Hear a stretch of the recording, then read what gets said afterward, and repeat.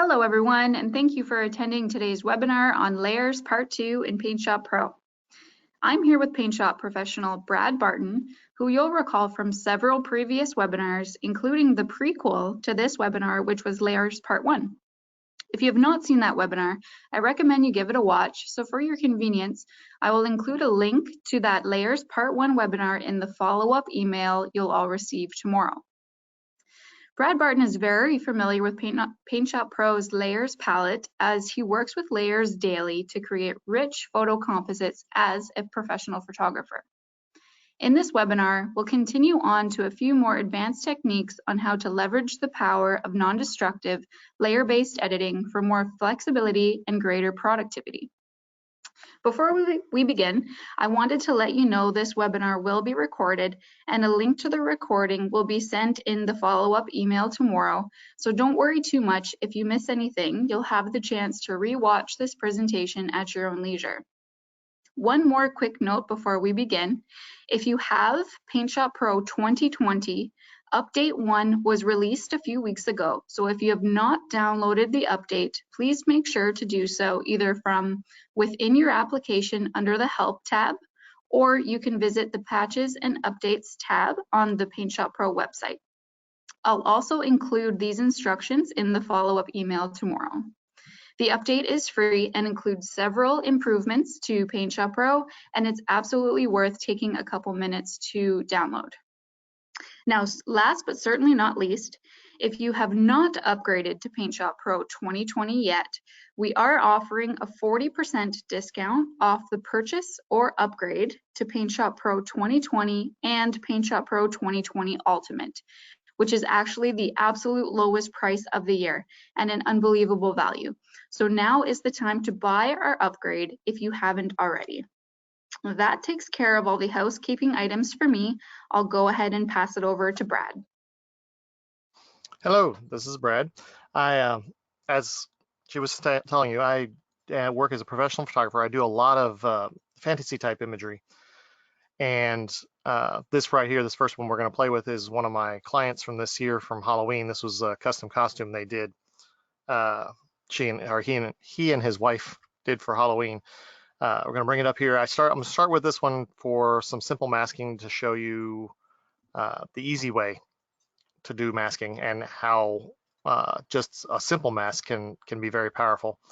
It's fairly simple, going to be a fairly simple extraction because of the white background. I shoot almost everything on white these days. Now in the PaintShop Pro 2020, there's this great new brush here. We have a smart selection brush now. Before we had just the magic wand, which could handle this one okay. It'd be a little difficult to get down here into this part to select the white background. It's going to be all right for doing it in this area, but it's going to lose some of the feathering that's on the edge of his cloak. So what we're going to do for this one here is we're going to start with that brand new, clear the selection here. We're going to start with this brand new smart selection brush, and the way you use this one is to click and drag your selection. You see how it grows the selection as I click and drag. Now select that part there, and now I'm going to hold the shift key down to get my plus to add more selection to add this part. And now for this little tiny white spot down here, I'm going to click and add again just a little bit right there. Now that's very similar to what the magic wand did for us a few minutes ago. Actually, not quite. Let me go back in here, add a little bit more. It's very similar to what the magic wand did for us, but it's a little bit, it caught a little more of the feathers. But the power of this brush is this button right here, the refine brush button. If I click that, it'll bring me into a new mode, which gives us this panel here. Now this panel does all kinds of things. It has a refine button, has a feather button, and then I can add, subtract from my selection as well with different size brushes and different levels of smoothness and feathering. I'm gonna adjust the feathers just a little bit. Border width is good, expand width is good. All right, now what I wanna do is take out some of this that got selected. I'm sorry, I wanna add to the selection because the white is what I'm selecting. I wanna add in this, just this little bit of selection here, and see how it let me undo that real fast and show you again. I'll select just a little bit right here. I'm gonna make the brush a little smaller. Select right here. I paint in a little bit of white, and then it automatically calculates what it thinks I mean, which does a pretty good job of figuring out where the feathering is on this, where the feathers of the feathering, where the feathers on his cloak go. This looks pretty good right there. Let me go check up on the other part of his hood,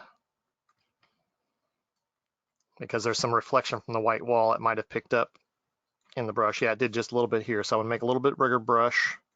I want to take that off my selection now by painting it again. And there, and right up here. All right, now click apply. And the feather looks into the cloak, but it's actually a very light bit of feathering, or a very light bit of selection that's happening there.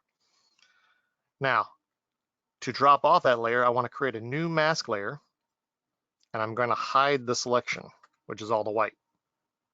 And now it goes to that common checkerboard that is showing you that we have a transparent background. The background I chose for him is this stock photo, and this came from a free stock site called Unsplash. It's unsplash.com. If you're interested, they've got all kinds of things. All they ask for is some credit when you have the opportunity to give them credit. I copied that image, I'm pasted it in as a new layer. I'm going to drag it down to the bottom so it's behind him. I'm going to click on the pick tool and stretch that background just a little bit so that it covers the entire image.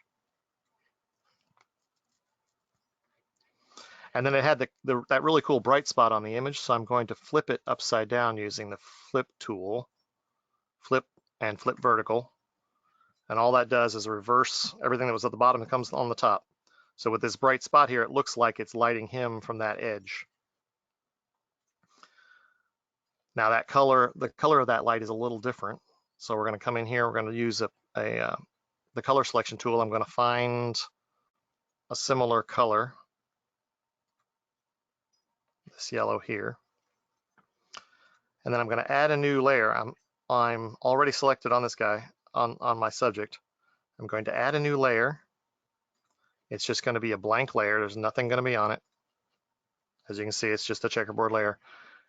Now I'm going to take a paintbrush with that yellow color I chose from the background, and I'm going to just barely, with a very soft edge, very soft edge, I'm just going to paint in the very edge of this cloak a little bit so it looks like the light color is the same from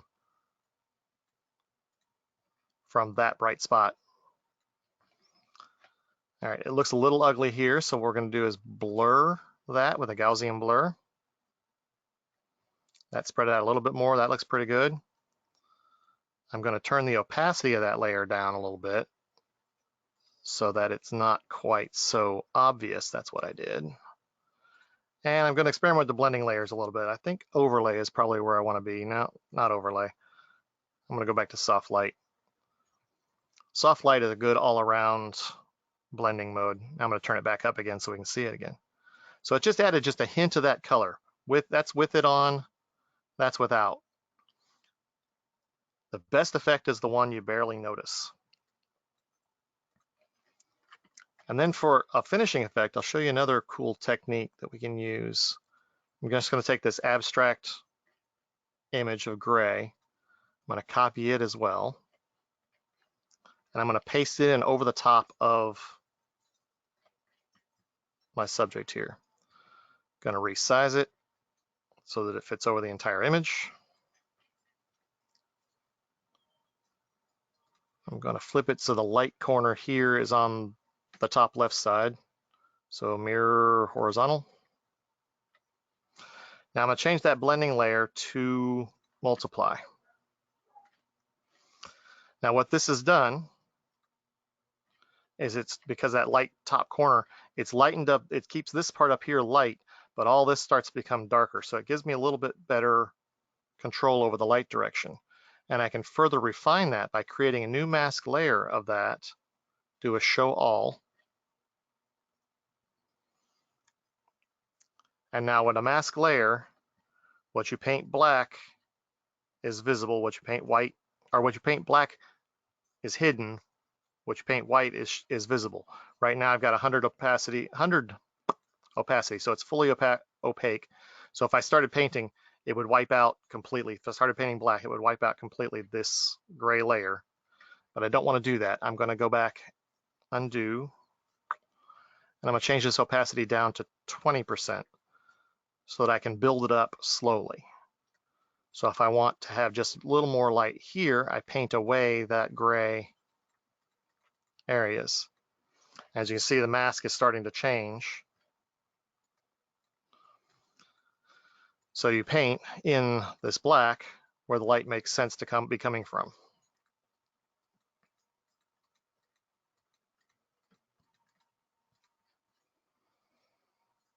That is our simple cutout example I was going to show today. I'm just going to save that real fast. While I've got works in progress, I save almost everything as a PSP image because it retains all the different layers and all the different details and whatever color depth I'm working in at the time. So it's going to save all that, and then we'll move on to the next image.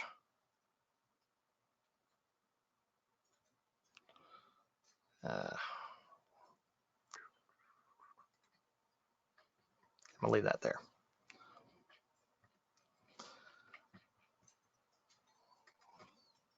All right, we're going to go and do this image here. This is my friend Karina, and we were doing a Calypso-inspired image.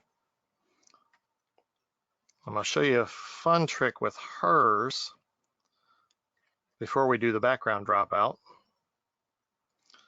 One of the things we didn't really care for, after we finished everything up, we didn't really care for the colors of the makeup, and we really didn't care for the symbol that was in the middle of her forehead.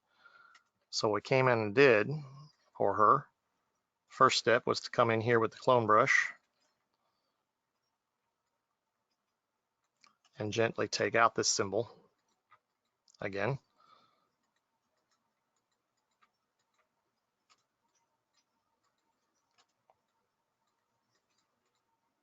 Doesn't have to be perfect for what I'm doing today. I would spend a lot more time on it if I was doing it for the final version. But it looks pretty good the way it is. I like to use the push brush sometimes to also help blend those edges from that clone that was just happening.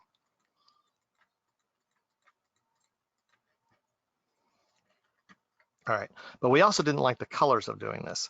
So what I want to do is make a duplicate layer. And on this layer, I'm going to go to Adjust, Hue and Saturation. Oops, it's defaulted to something else. And I'm just going to take the reds, and I'm going to use this top slider here, and I'm going to push the reds into blues. Now, it's going to change everything right now, but I'm going to show you what we're going to do about that in just a moment. All I'm looking at right now is the color of the lips and the color of the makeup in these areas. That's about where I want it to be. So now I'll go back to my layers. I'm going to hide everything we just did. And then I'm going to go back in really closely. I'm using the white paintbrush again. This time, much smaller brush. Change the opacity back to 100 again so that it's fully opaque.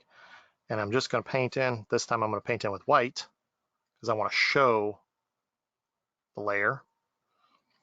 We're going to paint in where I want it to be blue. I'm going to go ahead and make her skin blue right here too. But I'm painting back in where I want that blue layer from before to show.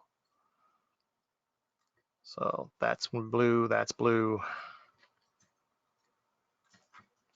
A little bit on the edge right here. If I make a mistake, like I pulled it out into here, I can paint that back black again. This is the power of the non-destructive masking and the non-destructive editing by doing it in layers. If you make a mistake, it's easy to back up. If you're using the eraser brush, you can back up to a small extent by right-clicking, but the eraser brush loses information over time, when it no longer needs it to save memory space. The program will throw away the data that used to be there, and there comes a point where you cannot recover using the right click on the eraser brush. So using masking to do this sort of thing is much more powerful because you can always back up then if you need to, if you either make a mistake or you don't like what you've done.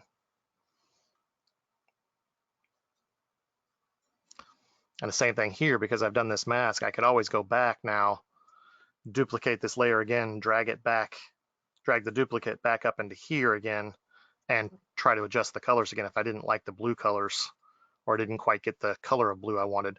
I'm also going to do her lips.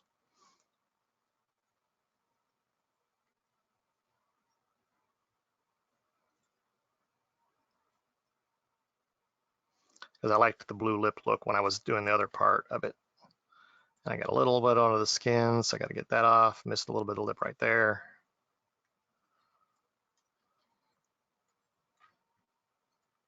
Again, I'm going faster than I normally would if I was editing this for a final version, but it gives you an idea of what I'm trying to do here.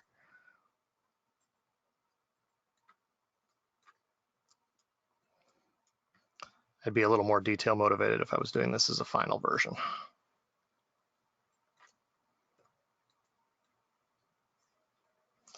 I know in a previous webinar, people have asked how I managed to change the brush sizes so quickly. Because normally you're going to go up here and I don't even know where the button is, right here, to change the size of your brush is this slider here. But you can also, just having your brush out over, hold the Alt key down and slide up and down to change the size of your brush quickly.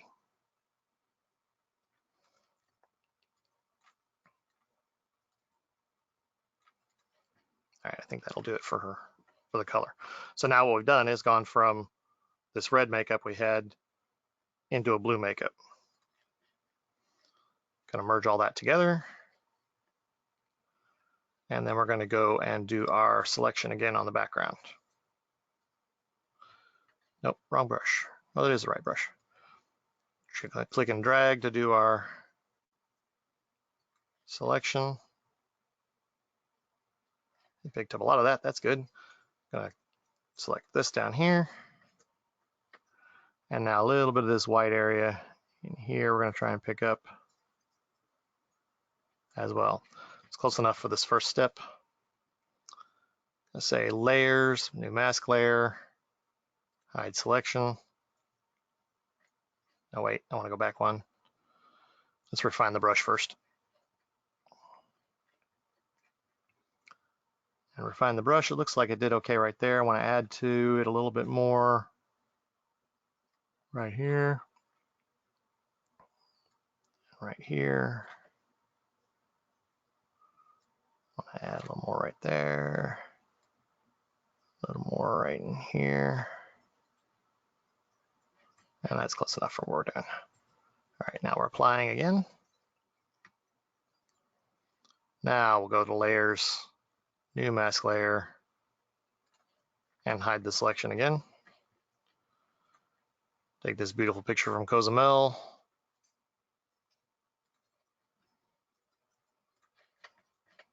And drop it in behind her.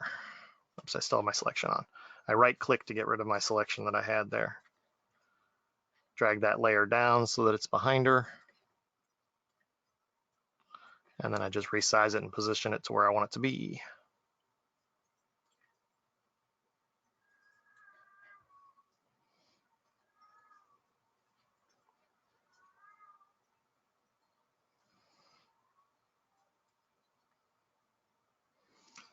Now this one, I made a small mistake when I was doing my selection. As you can see, there's a little bit of a halo going on around her on this edge. And we're going to fix that in a fun way. I'll go back to the original image of her. So remember, I haven't done anything destructive to that. All I did was mask out it. So I still have a full copy of that image. So I'm duplicating it. I'm going to drag it down to the bottom.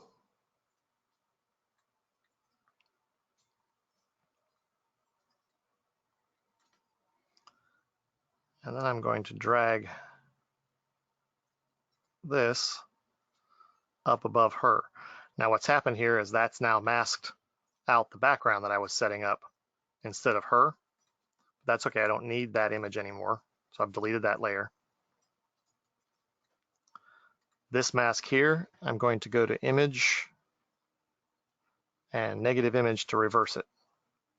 Now I'm right back where I started, only this time now I'm masking out where she is off the background instead of the other way around. I did that for a reason. What I can do for this layer now is change this blending mode, change the blending mode, sorry, to multiply, and that halo disappears. What's showing through on the multiply from the background, from the previous background, is just this white. So it's not a big deal. There's nothing that's showing in that background to bleed through that's going to make it strange. But the halo that I had here before that blending mode change, let's go back to the blending mode of normal.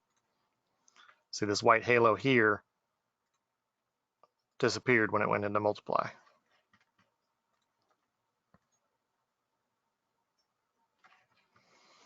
Now, if I further wanted to make this background brighter so that the scene matched her a little bit, I'll duplicate this entire set of that background again. And that second blending layer, I'll change to screen.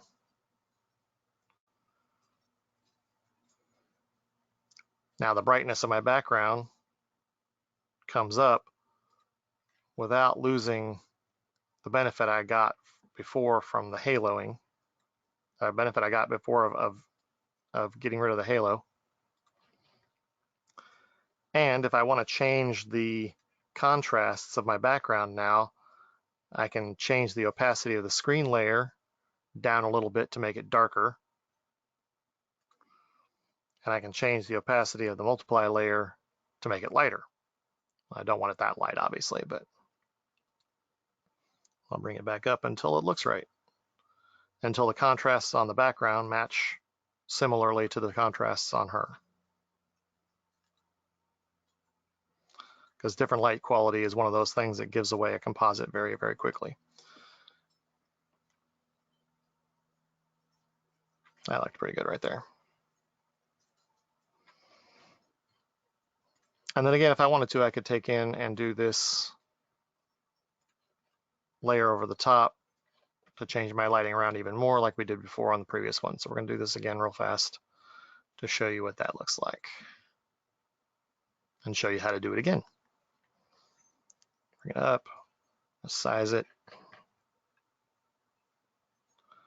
I want to reverse it so the light is coming from the left side instead of the right side. Here, horizontal.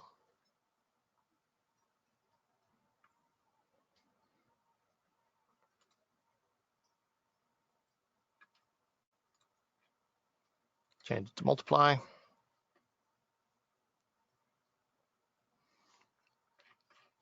Now this one, this time, this background, we'll change it to normal, back to normal for a second to show you.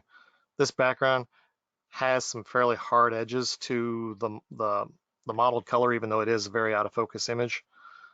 I'm going to make it even more out of focus by running a Gaussian blur at maximum again one more time. It still has the dark and light areas, but it's not as hard of edges so that it looks softer on her. I find that I need to do this a lot when it's a headshot or a head and shoulders type image. Doesn't seem to be as big of a problem if it's more zoomed out image. See, it's softer now than it was before. So again, I'm going to go to layers, show all. I'll take a paintbrush,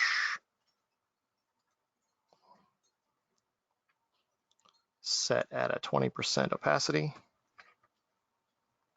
I'll size it up fairly large. And I'm just going to paint in a little bit where I want the light to be, which is pretty much just along this shoulder, that part of her hair, and around 1/2 to 3/4 of her face. I'm not even painting with the right brush. I need to paint with black. No wonder it's not doing anything. Paint with black to get rid of the background instead of painting with white to bring it in.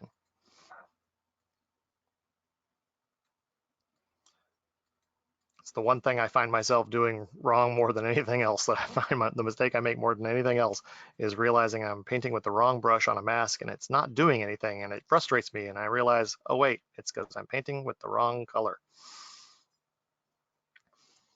All right, let it catch up a little bit for me. And then we're also going to use the same technique to bring some light, make it look like there's some additional light rays coming in from up this side. So we're going to size that brush down a little bit, and we're just going to draw some lines in this way.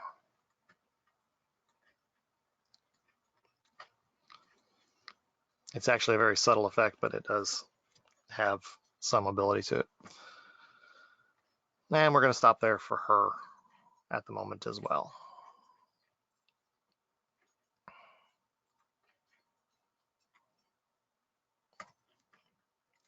Now for a little more elaborate of an image, let's go to our Viking next.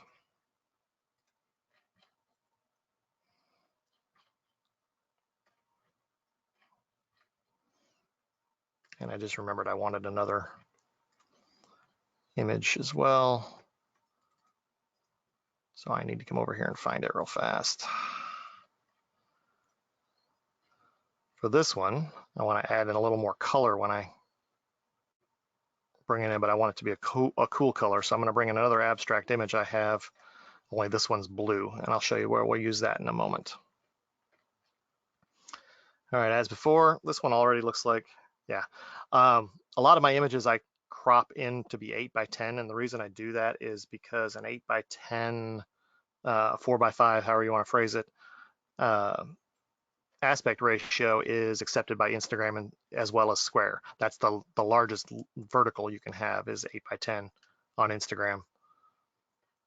So and since I post a lot of things on Instagram, I want to make sure that it's compatible from the beginning. So I crop everything as an 8x10 first. So again, we're going to do our selection with the Smart Select tool. I'm not certain what it's done here. It looks like it messed me up. All right, we're going to try it again. I was going too fast for it. That's the problem. So it wasn't doing what I expected it to do because I was moving too fast.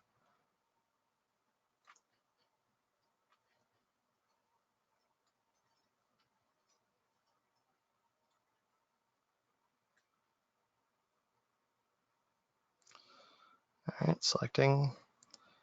It must be picking up some subtleties in this white background that I'm not seeing on myself.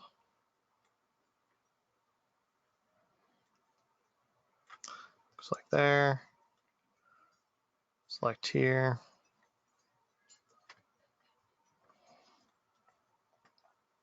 Now you don't have to use these selection tools. One of the powers of PaintShop Pro is that it can work with any Photoshop plugin. So if you have a favorite plugin for doing extractions, you can use those too. Topaz has a great one called Remask. There's some others out there as well. There's an old technology one out there that used to be run by, or used to be owned by Corel, I believe, called Knockout. So if you can find that one used to be a favorite of mine back in the days when I first started doing this stuff. All right, let's go to my refine and see what it's done to me. Yeah, see the weird lines you had up there were not correct.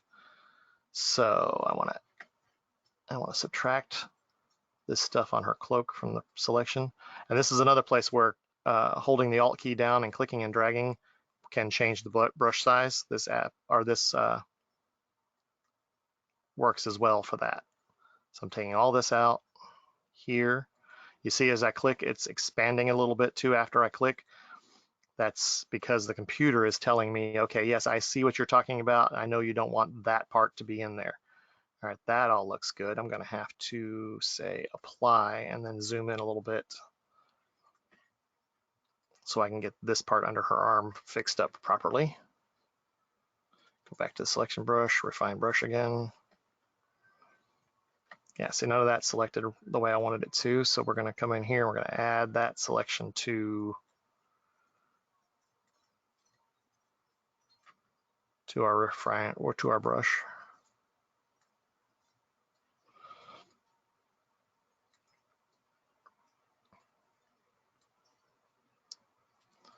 All this here, all this here.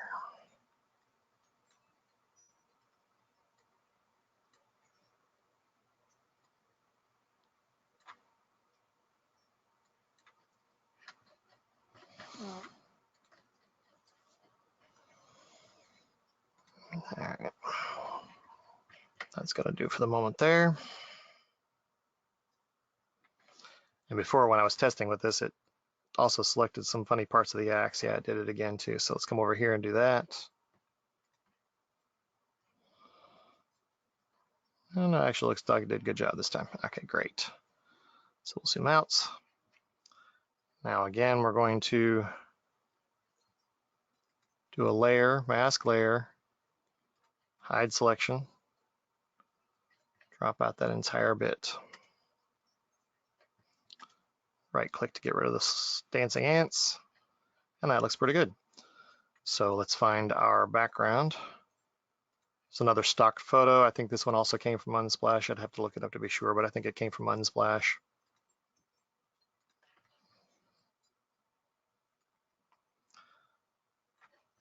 I want to someday be able to do all these trips so I can get these backgrounds for myself and write it off as all as a tax write-off. All right, we're gonna bring it in here and resize it for her.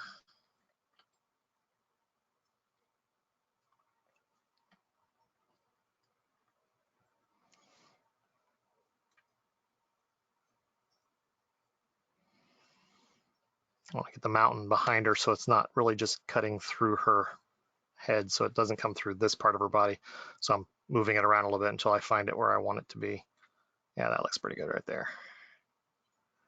Slide it just a little further that way. Excellent. All right. Now I said before I had that blue layer, and this is, I think actually might even be the same image, only one of them I made black and white. Let's rotate it around and see. Rotate that image. Yep.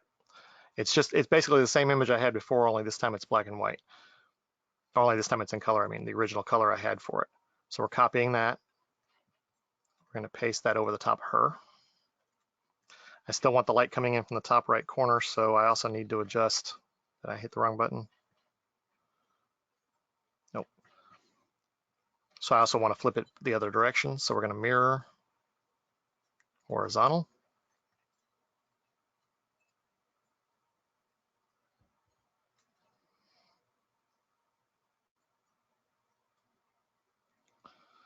And now when we hit multiply, well, before it was just, because it was a gray image, it was just changing the contrast and brightness of everything. Now when I hit multiply, it's also going to keep some of that color.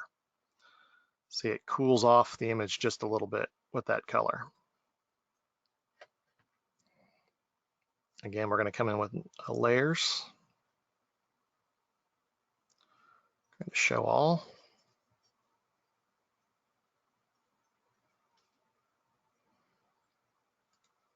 Select my paintbrush.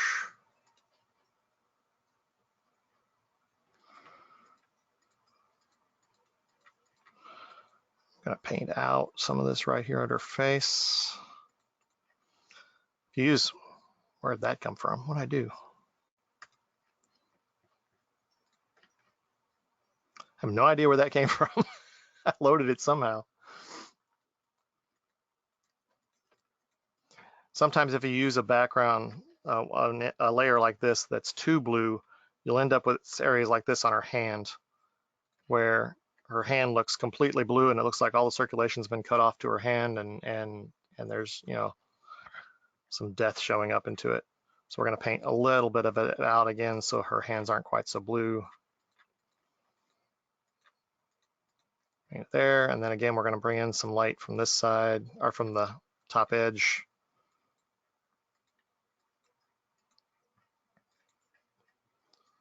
Changing that. Now I also want the axe to show up a little bit better, so I'm going to paint out some of that darker color off the axe as well. Plus right now the axe is blending in a little too much with the background. So by doing this, changes the color of the axe so it doesn't blend in with the background so much.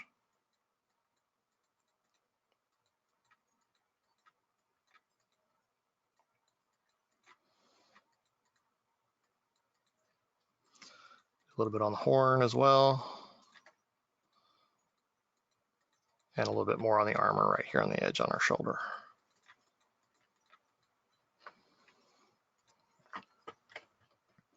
Now that looks pretty good there. And what I'm going to delve into just a little bit here is what I would do with this image further. And this is where some of the plugins that I use on a day-to-day basis come into play.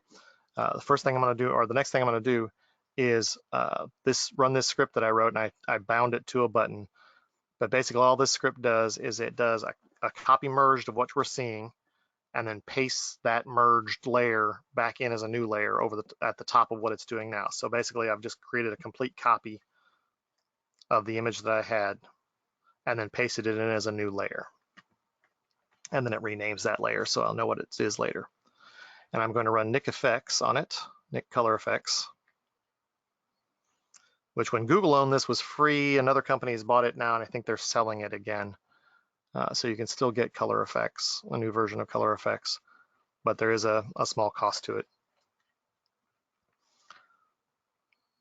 I'm here and use one of the stock recipes first.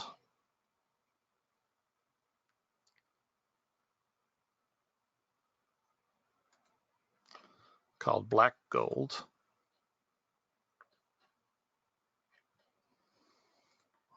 And just take it as it comes, because I'm going to change the opacity layer.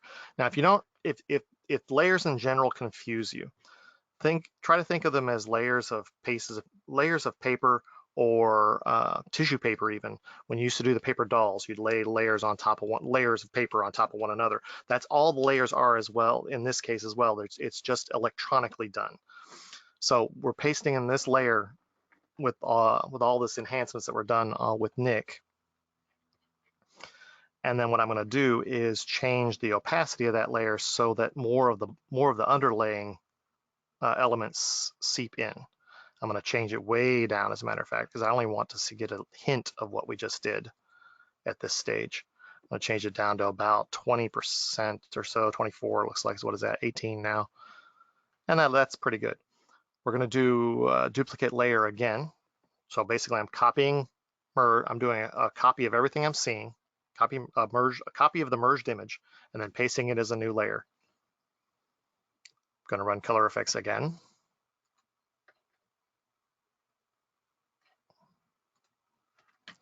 This time choosing a different recipe. And this is a recipe I created based on some advice I got from an instructor once.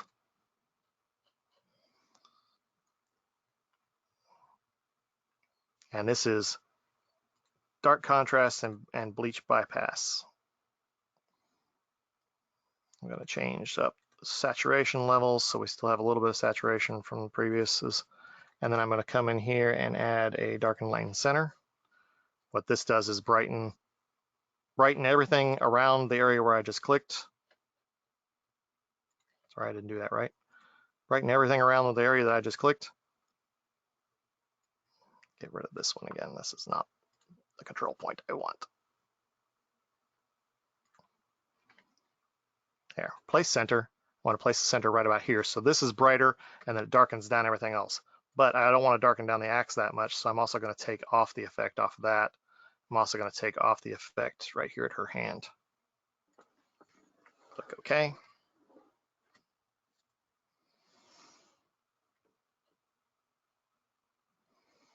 And this just further enhances the image, further enhances the illusion that we're doing, and creating a real art piece out of it.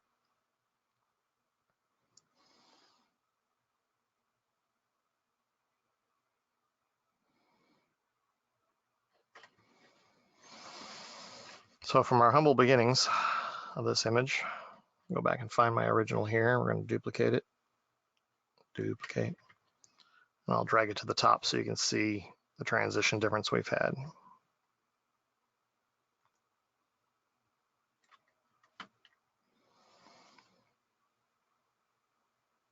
So from that being the original image taken in studio to that. Now that stage of editing for me, if I'm doing it in a real-time situation, I can do it very quickly.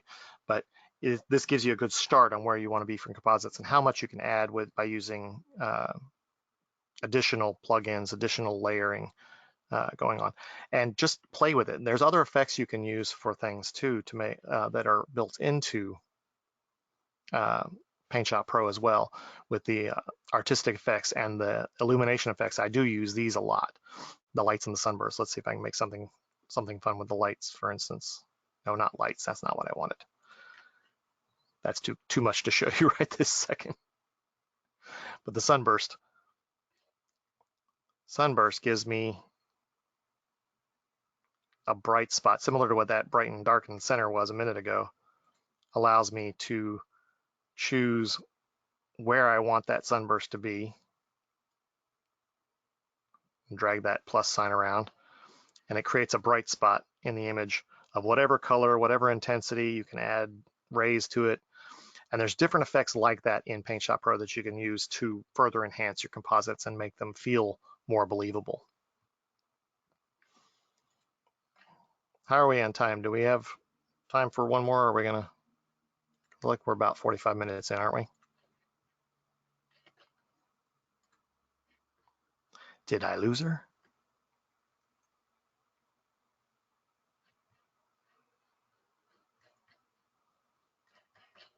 All right, we're gonna try and do one more.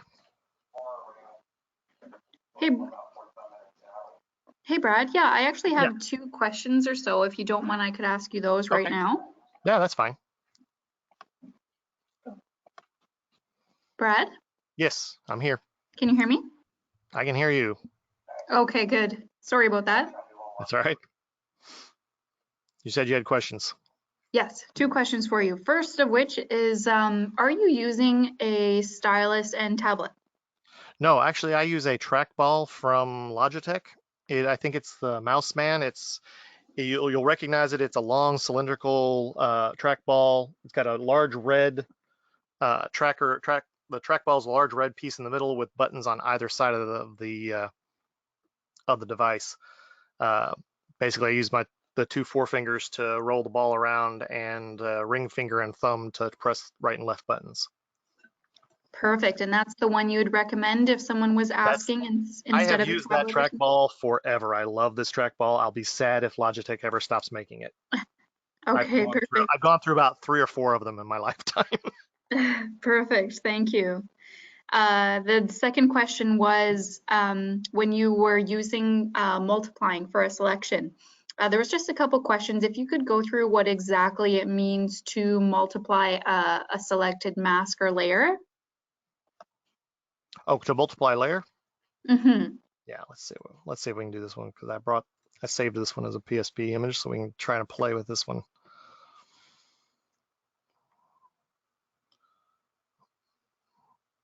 The important thing to remember with, and I gotta move that out of the way again, this go to meeting panel.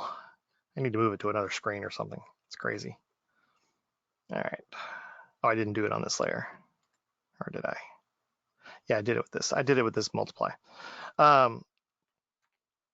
Multiply, it's good, the blending modes in general, and the ones I'll use the most. Normal, of course, that's the one that lets everything show through.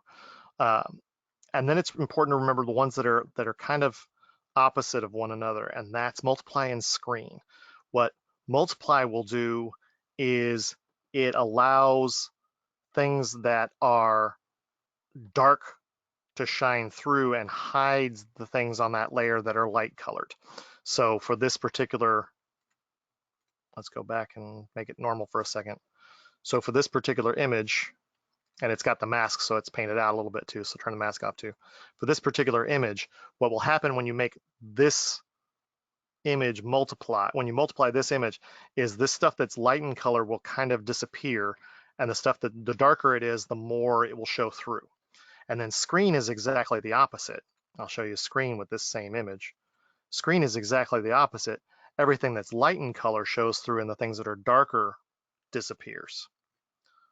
Overlay is kind of a combination of the two. It tries to find a happy medium, so showing the light in the dark area, letting the light in the dark areas bleed through. And then hard light and soft light, I don't know the best way to describe them. I would say just play with them until you get exactly what you want. I generally only use those when I'm trying to change a light source. But the ones I'll use, the ones I personally use the most are going to be multiply, screen, and overlay. Screen is really useful, and when you use, if you're trying to make smoke.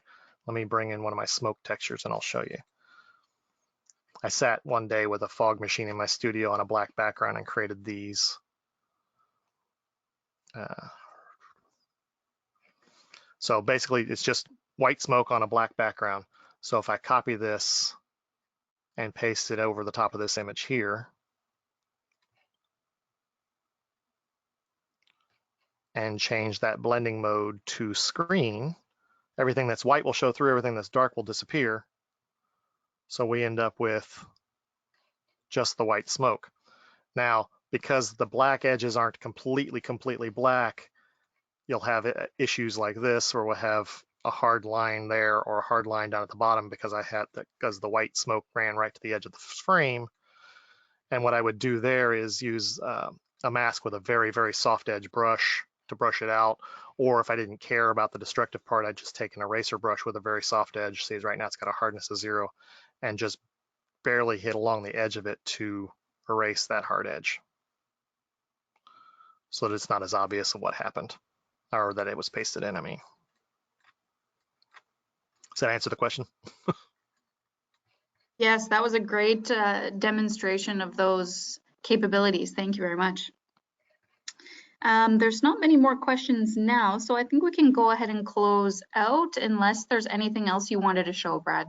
No, I think that's good. The other image I had set up to do is pretty much the same as the Viking was, so nothing new to show particularly.